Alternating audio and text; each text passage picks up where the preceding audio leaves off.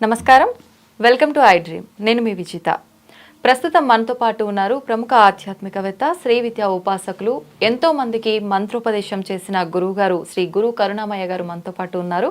ఇప్పుడు గురుగారితో మాట్లాడి మన సందేహాలన్నింటినీ నివృత్తి చేసుకుందాం. నమస్కారం గురుగారు. శ్రీమాత్రే నమః. గురుగారు, పెద్దవాళ్ళు చెప్తూ ఉంటారు, కొన్ని మనం చేసే పనుల వల్ల ఇంట్లో దరిద్ర దేవత తిష్టేసుకొని కూర్చుంటుంది, ఆమె ఒకసారి ఎంటర్ అయిందంటే లక్ష్మీదేవి రాదు, చాలా ఇబ్బందులు పడాల్సి వస్తుంది అని చెప్పి. నిజంగా ఇంట్లో దరిద్ర దేవత ఉంది అంటే మనకు సంకేతాల రూపంలో తెలియచేస్తుందని కూడా చెప్తుంటారు గురుగారు.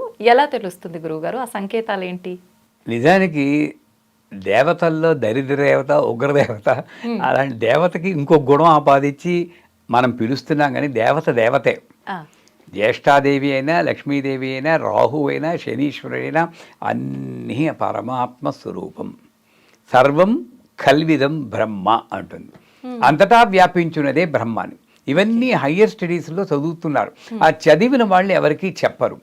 మామూలుగా సంసారంలో ఇదో దరిద్ర దేవత, ఇదొక ఉగ్రదేవత అనుకుని దేవతల్లో కూడా విభజించేసి ఎవరికి తోచిన విధంగా వాళ్ళు చేస్తారు. నిజానికి దరిద్ర దేవత అంటే ఆవిడ దేవత యొక్క రూపం కాదు, అశాంతి. ఇది మనమే క్రియేట్ చేసుకుంటాం. ఇప్పుడు ఒక ఇంట్లోకి వెళ్ళామనుకోండి, ఆ ఇంట్లో మనం ఉంటున్నప్పుడు మాట సౌమ్యంగా ఉండాలి. మాటకు కొన్ని లక్షణాలు ఉన్నాయి. మృదు, మధుర, సరళ, సరస, గంభీర. ఇవన్నీ కలిపితే వాక్ అంటారు. మనం గై గైమని అప్పుడప్పుడు అరుస్తూ ఉంటారు. అప్పుడు వాయుమండలం కంటామినేట్ అవుతుంది. కంటామినేట్ ఒకసారి అయిపోయాక మళ్ళీ ఆ ఇంట్లో ఉన్నవాడికి దీని ప్రభావం వల్ల ఇంకా అరవబుద్ధి వేస్తూ ఉంటుంది. ఇంకంతే, బతుకు బస్ స్టాండే. నిజమే గురువు గారు. ఇట్లా తయారవుతున్న ఇళ్ళు. ఎప్పుడు ఎలా తెలుసుకోవచ్చు అంటే, మీరు ఒక సినిమాకో, ఒక సత్సంగానికో, ఓ తీర్థయాత్రకో, వెకేషన్కో వెళ్ళి మళ్ళీ ఇంటికి వెనక్కి వచ్చేటప్పుడు మళ్ళీ ఇంటికి వెళ్ళాలి, వెళ్ళబుద్ధి వేయట్లేదు అని అనుకున్నారంటే ఆ ఇంట్లో మీరు చెప్పిన ఆ దరిద్ర దేవత ఉన్నట్టే లెక్క.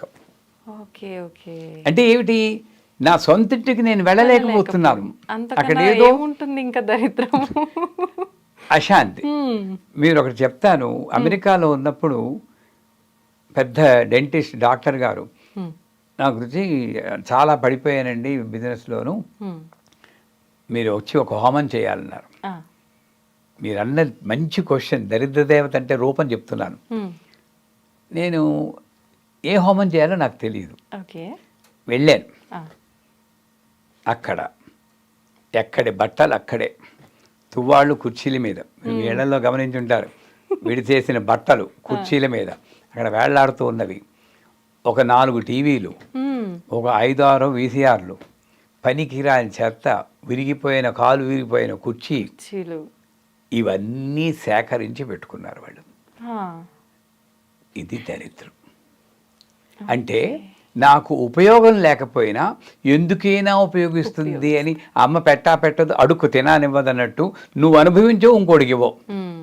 పోలేదు భోగిమంటలోనే పారేసావా అంటే అమ్మో సెంటిమెంట్, మా తాతగారు ఆయన ఇచ్చారు, ఈ కాలు విరిగిన కూర్చుని నేను ఎలా పెట్టుకుంటాను, ఈ భావంతో నేను జంక్ చేర్చుకుంటున్నాను. నేను ఒకటే అన్నాను, అమ్మ నేను ఒక పని చెప్తాను, నెల రోజుల తర్వాత మళ్ళీ వస్తాను, నాకు ఇంట్లో ఒక వస్తువుకి ఒకటే ఉండాలి, టీవీ అంటే ఒకటే ఉంచండి, మిగతా అన్ని కొత్త వండి ఇచ్చేయండి ఇంకోటికి.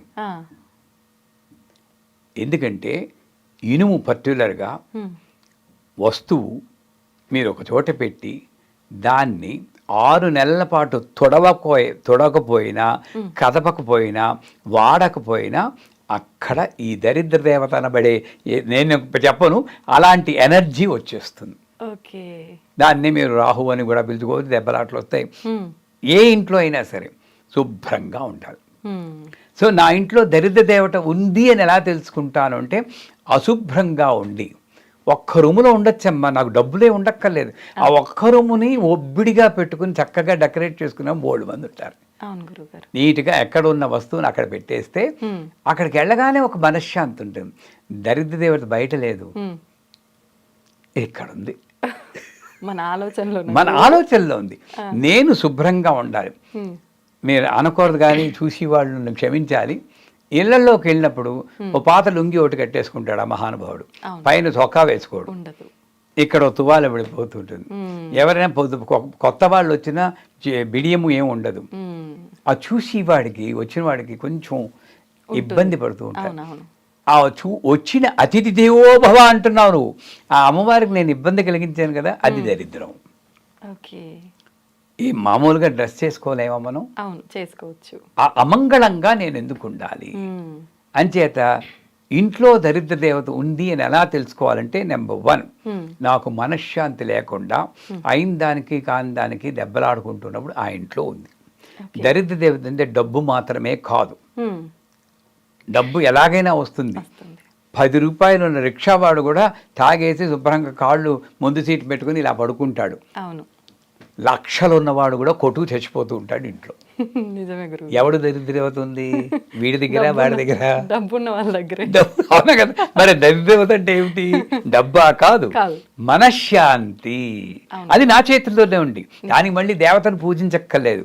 అడ్జస్ట్ అయిపోతూ దెబ్బలాట లేకుండా నేను ఉన్న వాళ్ళతో, భర్తతో అడ్జస్ట్ అవ్వాలి, భార్యతో అడ్జస్ట్ అవ్వాలి, పిల్లలతో అడ్జస్ట్ అవ్వాలి, అందరితోటి అడ్జస్ట్ అవ్వడానికే నేను పుట్టాను, మార్చడానికి కాదు. ఈ అడ్జస్ట్మెంట్ లేకపోతే మనశ్శాంతి పోదు. అప్పుడు దరిద్ర దేవత ఉన్నట్టే.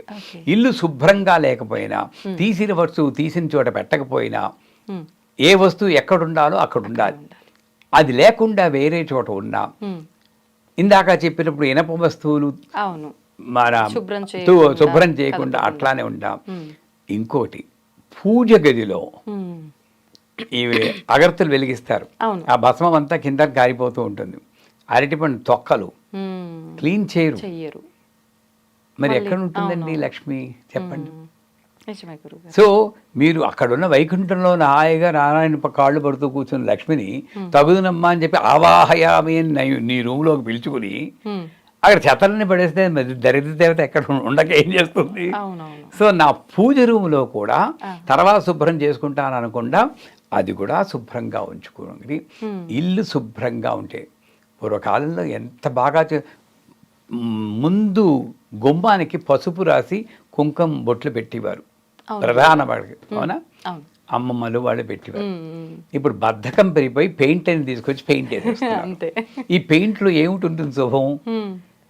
అంచేత ఇటువంటి అమంగళకరమైనటువంటి చిహ్నాలు ఎక్కడైతే ఉంటాయో ఆ ఇంట్లో 100% దరిద్ర దేవత రూపంలో మనశ్శాంతి కరువు అవ్వడం, చీటికి మాటికి కొట్టుకోవడం, ఇది మాత్రం.